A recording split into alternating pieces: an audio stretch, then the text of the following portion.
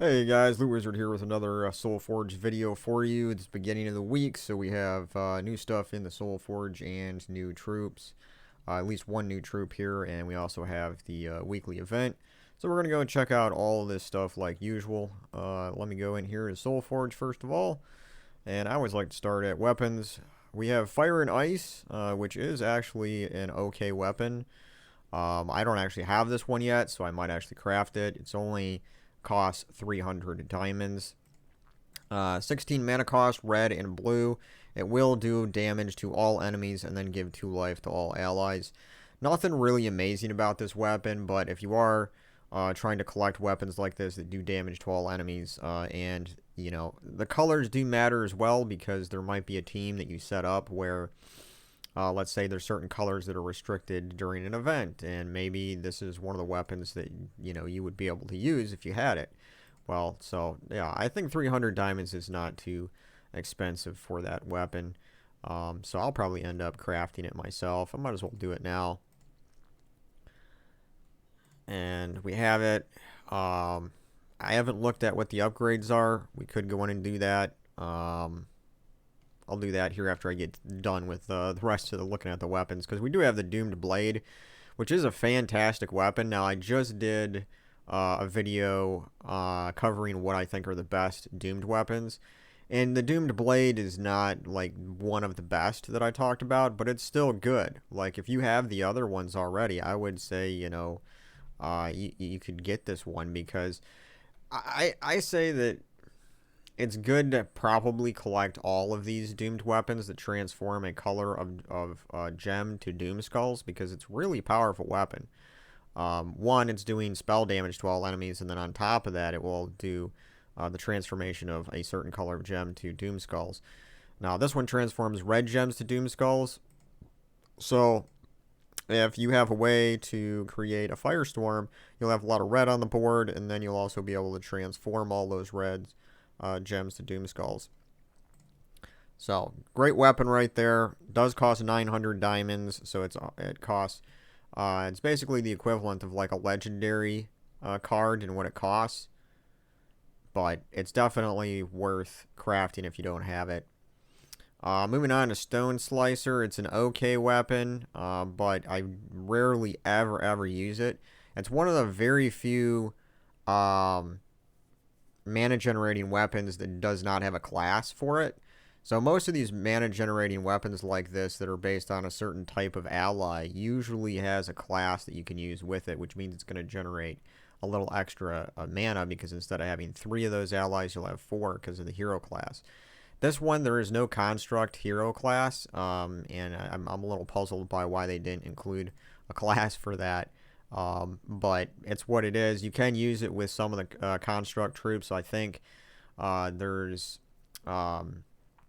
what is it? The gargoyle troops. There's a couple of troops that are construct that this does work pretty good with.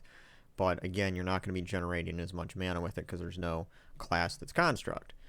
Moving on to this weapon here, it is basically the same type of weapon with the drag zoom allies. Is going to generate mana for that. I would say skip that. There's not really a lot of great troops for that kingdom. Stone Slicer is not really worth it. Doomed Blade is definitely worth it. Other than that, I would say Fire and Ice is an option, but I would definitely recommend the Doomed Blade over getting Fire and Ice. So let's go take a look really quick at the upgrades for Fire and Ice, and then we'll go to the Soulforge for troops.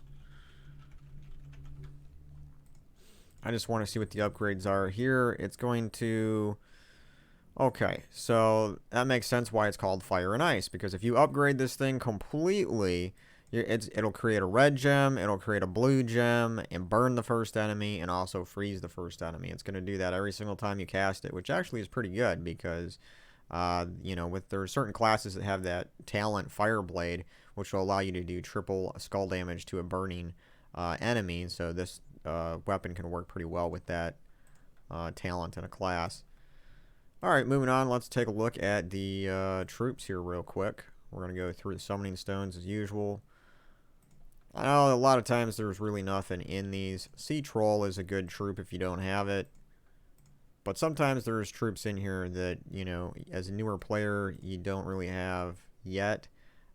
Even, you know, there are some troops you just have bad luck getting, and sometimes there'll be an opportunity to get them in here. Alright, so really, for me, the only troop that I saw was Sea Troll that's like worth trying to get in here. Moving on to legendary and mythic troops, we have Venoxia, the Dragon Soul, Dark Monolith, and Teloka. So I would say out of the legendaries, Dragon Soul is the best one, especially because it will allow you to gain souls every time you cast it and every time you use it. So it's a really great soul generating troop as well as damage. So you can do a full dragon team with this or not. It can be versatile in that sense. It also generates mana because it does explode at random gems on the board. So it's overall, it's a pretty decent legendary troop. So I don't know. If you're newer in the game, maybe it's hard to say here. You know, should you craft it? It depends on what your goals are. I mean, you definitely need souls as a newer player, but there are ways to get souls without having something like the Dragon Soul. And you might want to save up your diamonds and get a really great mythic troop as your first, you know, troop that you craft. Just because, like here, this is going to be the best troop, in my opinion, for mythics this week is Tina-9000. And if you saved up your diamonds and you just crafted this thing, you're going to have a lot more fun and success, I think, than with the Dragon Soul. Because Tina-9000 is an absolute like beast as far as damage goes. It's doing true damage to 3 random enemies, gains armor every single time you cast it. It has a high reduction from spell damage, 50%. It has no skull damage reduction, but it has this strange ability here will add 50% of your armor to skull damage. So since you're going to, every time you cast it, you're going to be gaining armor, you'll gain a lot of skull damage potential. But I like that it hits 3 random enemies with true damage. And this is really good because if you run up against troops that have barrier, the first hit will remove the barrier, and then you'll have 2 more hits that'll go straight to that true damage. So Tina-9000 is one of my favorite mythic troops, and it's here in the Forge. And if you don't have it yet, I definitely recommend crafting it. It's one of the best ones in the game, in my opinion. So now the other mythics are Voice of Orpheus, Queen of Sin, Will of Anisha, and did I miss one? Nah, yeah, because I was thinking here there's 4. But there is Voice of Orpheus, Tina-9000, Queen of Sin, and Will of Anisha. Those are the 4 mythics this week. Now, as far as importance, like I just said, Tina-9000 is number 1. Probably coming in at number 2. I don't know.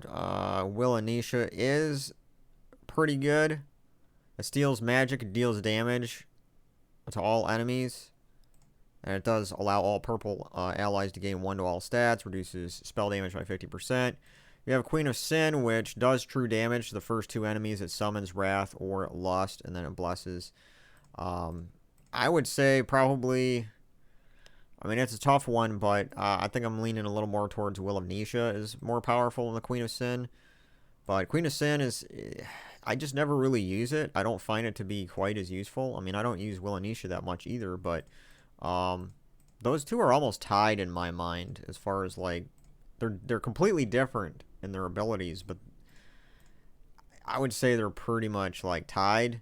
Maybe Will of Anisha is a little better, but those are about tied. Voice of Orpheus is definitely in last place because he's basically a support troop. He will deal damage, but it's all about cleansing allies, giving other allies mana, cleansing all allies on matching yellow gems. Can be useful as a support troop, but other than that, it's not really great for damage. So, yeah, that's my thought on the troops there in the Soulforge this week. Let's go and check out the new troop here in the shop. Let me collect my spoils of war really quick. And we'll check out this troop. Arcturion, or Arcturion. Let's see what its abilities are. It creates 4 brown gems boosted by blue allies. Freeze a random enemy. Boost ratio is 3, so it'll create 3 extra brown gems per blue ally. So if you have a full blue team, and this is using blue itself, you should be able to get an extra, what?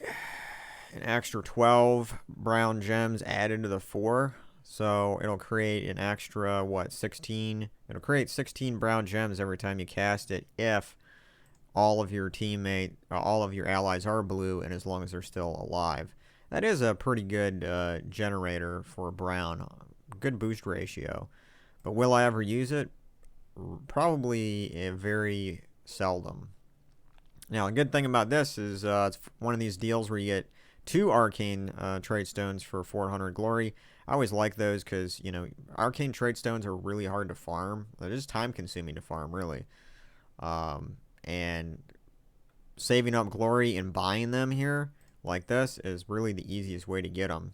For 6,400 glory, I'm getting 32 of these. And we're going to be able to send this troop up to Mythic. So, alright, that's pretty much it for all the troops. Let's go and check out the current event that's going on this week. We have Daemon's Treasure, which looks like it's all about the Drag Zoom Kingdom.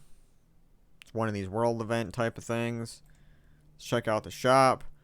So I usually buy until I get enough of these tokens in order to get a medal. And it's usually 160% spell damage for a medal or skull damage. Sometimes they do mix them so that you're getting skull and spell damage at the same time. And that could be the case with here. I do know that there are, we got a medal now. Let's go back and equip it. Let's see here. Medal of Kings. It is 160% skull damage for all troops in current event. So they went ahead and went for the skull damage, and I was going to say that's probably what it would be because there's, from my memory, there's quite a few troops in Drag Zoom Kingdom that use skull damage. And they're actually adding in another kingdom. That's nice. Okay, so we got Drag Zoom and we got Kaziel as the 2 kingdoms that we can use troops. Troop type is dwarf. So unfortunately, we do have to use dwarf troops. So let's go ahead and see what we have here available for that. So Stonehammer is a really great defensive troop. We might use that. King Highforge is great for stunning and for allowing all dwarves to start with 50% mana. We do have Gimlet Stormbrew, which is a great empowered troop for mana generation. Moya Cragheart is a really great troop for converting green gems to Doom Skulls. So I don't even have this one fully upgraded here as much as it could be. And I can even ascend this thing to Mythic. Should have done that first. And then it's all good. But yeah, this troop is really good too. It's not even really a legendary. I think it's like an ultra rare or something like that. But that one generates skulls. We got Apothecary, which is going to generate brown for us. We could use Deep Bore. You could use Dwarven Gate as well to barrier everything. But as far as like using skulls, I was hoping that we could have had something like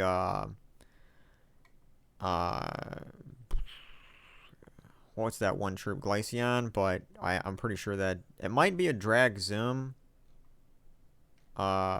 troop, I think. I could be wrong about that, but it's definitely not a dwarf. So we're kind of stuck with, if we want to use skulls, we got King Bloodhammer and we have Moya Cragheart. These are the 2 that are going to create skulls for us. And Apothecary is going to create the brown that's going to be necessary for those 2. So I think what I'm going to do is, we could also use weapons too. And it looks like for weapons, we got Mountain Crusher, which is what I was thinking of using. But if you do want to use a weapon to create Doom Skulls, it looks like the Doomed Blade here is an option for creating skulls. Doomed Sledge looks like it'll create a few skulls. Will it? No, it won't. So you're pretty much stuck with, if you want to go with skulls for a weapon, you got to have the Doomed Blade. But I'm going to go with this for right now, I think. And I want to go probably blue, brown, or green. Probably blue, brown. Or brown, blue, something like that. And class. You know, we could do an all dwarf thing, but Titan's going to be great because of the lightning strike. Otherwise, Rune Priest would be the dwarf class.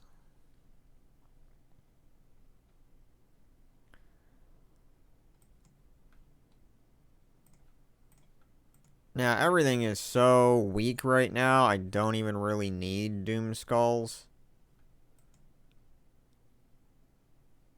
But we have green here with an extra match, so we're going to use Moya Cragheart. Does do some spell damage too, but then it's got all that awesome skull damage going on. So, obviously, we don't really need... we don't need all these Doom Skulls right now because everything is so weak. Later on, you definitely will. You can probably get away with just spell damage, even though you don't have a boost on it right now.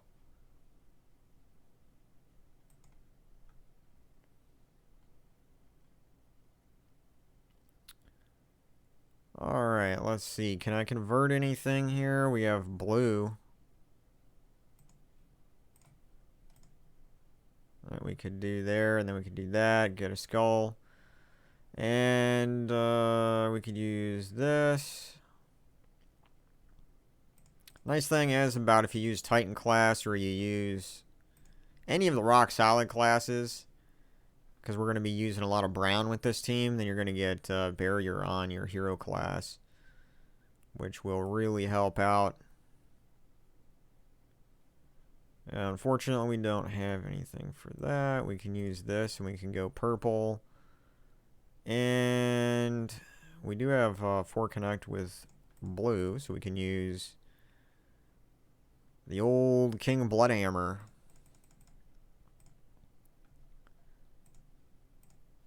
So, like I said, you don't even really need to go this route with using skulls right away when you're this at low level in the event, but I'm probably going to use something like this as I get higher in the event.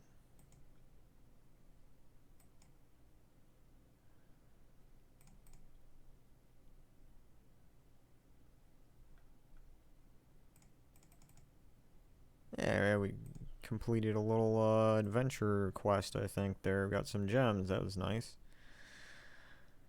So, yeah, I mean, this is basically what you're going to be doing. Like I said, for Skull troops, really you only have a couple of options. You got King Bloodhammer here, or you got Moya Cragheart, or you use the Doomed Blade weapon. Those are really, like, our only options for creating skulls with this event. So hopefully you have at least King Bloodhammer or Moya Cragheart, one or the other.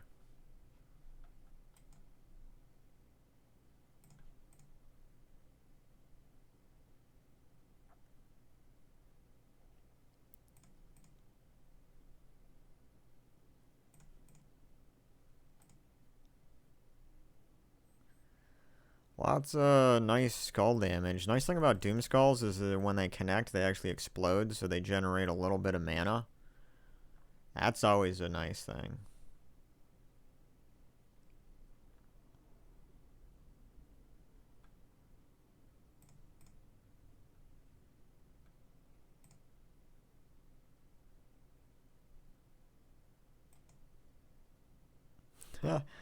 Yeah, that's nice.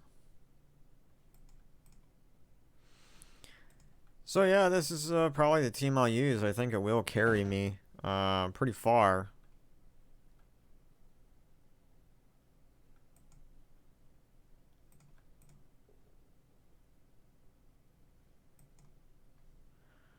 Let's see here what we got. I don't. Well, the only blue is there.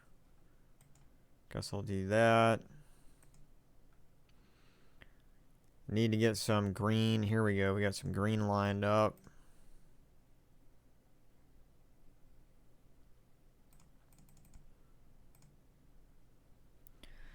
Alright, guys. Yeah, that's pretty much my recommended team setup there for that event and troops that you can use.